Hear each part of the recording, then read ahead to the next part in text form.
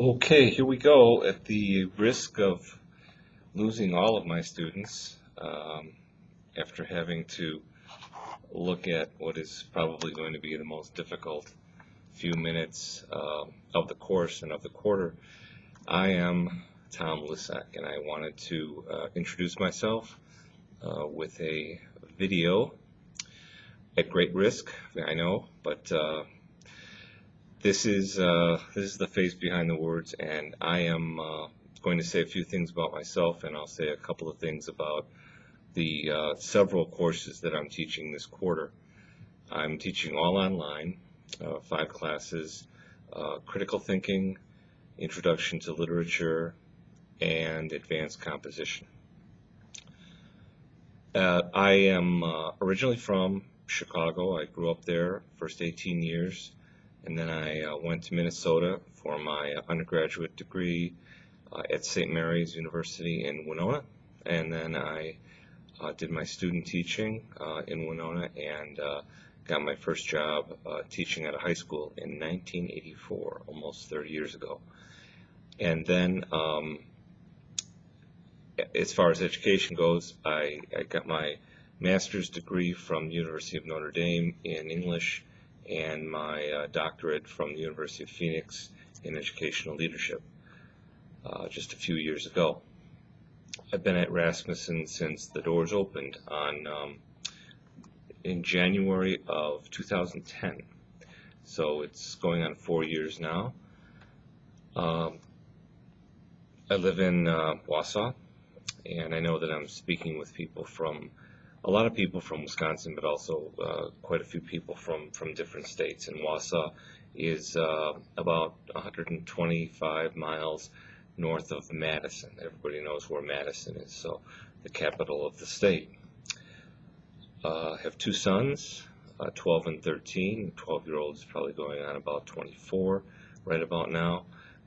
He is quite the interesting character. We just got back from a trip to Kentucky where we saw horses up close and personal at the Kentucky Derby, and then in Lexington there's what's called just basically a horse park, and it houses a lot of the former Kentucky Derby winners. So and also has a great deal more. We couldn't possibly have covered everything in the one day that we were there. But we both had a good time, and my 13-year-old had a good time, and we got back on Saturday, along with a lot of other people who were celebrating the 4th of July. In terms of the courses, in terms of critical thinking, I know that a lot of the information that we come across, a lot of the terminology especially, might be new. And don't let that throw you off. These are ways of really scientifically taking a close look at what works as an argument and what gets in the way, what is fallacious, and what interrupts an argument. I use the example. I'm just going to say his name. His name is Calvin Cowherd, and he is on ESPN radio, and I often catch him in the morning. And I bring him up because he doesn't like it when people disagree with him, for one thing. And for another, he's very defensive when it comes to what he thinks about things. And he forms an argument by stating what he believes and then repeating it at least 3 times, slightly varied sentences, but the same idea. And then he moves on quickly to something else. And, we think of the term argument, and we often think of the first thing that comes to mind is a shouting match between 2 people or more. And that's exactly what an argument here is not. It's very, very well constructed. So that's all I wanted to say as a means of introduction for the critical thinking group. In terms of the literature group, I think I've gotten a lot of good feedback from past students that I've taught this class to. They've enjoyed the readings. I think they're a good selection of readings, good selection of things to think about, poetry, nonfiction and short stories, drama. All of these are covered in those classes. So I think what I will be doing is editing some of the assignments that are written assignments. So please look for that. And while I've got all of you in the same area here, I wanted to say a word about 12 Angry Men, because I am asking every student in all 5 of my classes to consider 12 Angry Men from a critical thinking standpoint. Many of you have probably seen it already, but maybe it's been a long time. 12 Angry Men it's just a great film made in 1957. You'll recognize a lot of the characters or actors in the movie. Lee J. Cobb, certainly Henry Fonda, a number of others. And what it is a film that is very intense because of the circumstances surrounding it. This is a jury, and 99% of the film takes place in the jury room, and they're so-called sequestered.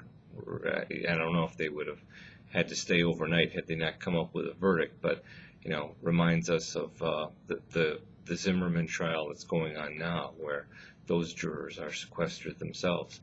But these men have a case before them that deals with a murder, and they start off one way with their verdict, that is 11-1 guilty. 11-1 guilty. And the reason I want to include this in the class is to take a very close look and listen to the language of the men, and they're all men, of the men at the beginning, at the middle, and at the end. And notice that one of the things that we do in education is probably formulate far more questions than we do come up with answers. And that's a good thing, especially in this particular case, because a man's life is on the line. And so it's very, very interesting to me, and I think it will be to you, to listen to and evaluate the tone, the body language, the verbal communication, the nonverbal communication of these 12 men as they deliberate.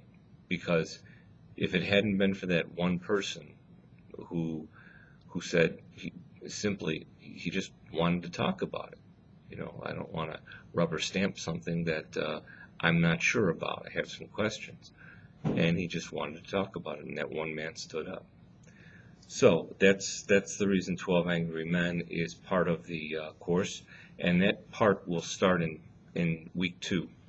I'd like you to watch the first 30 minutes, and then later on in the course I'll alert you to when we want to talk about parts 2 and part 3. In terms of discussion, well, first of all, the film is found in the Lessons tab. It's all the way at the bottom in every class.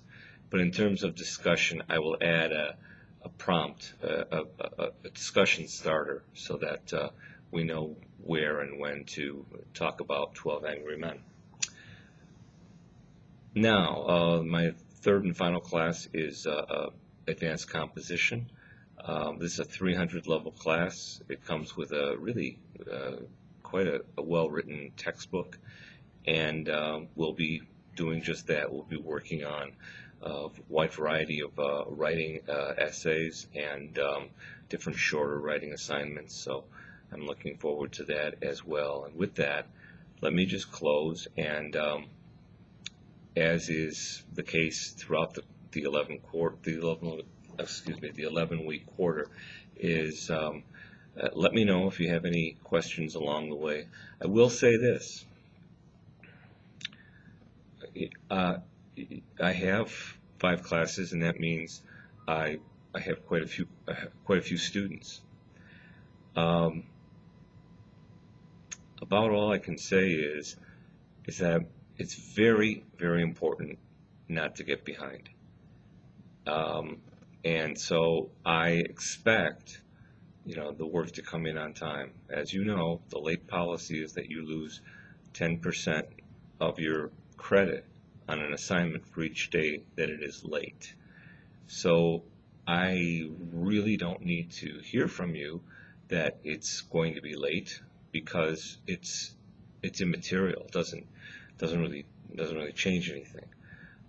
Just work on getting everything in on time, because I have had students who have tremendously high penalties in terms of being late, and get just single digit points on large projects because of that. So only what kind of schedule you have and how you have to manage things. So please make sure that you get things in on time. Secondly, and I just want to say this sensitively, I guess I'll put it to you like this.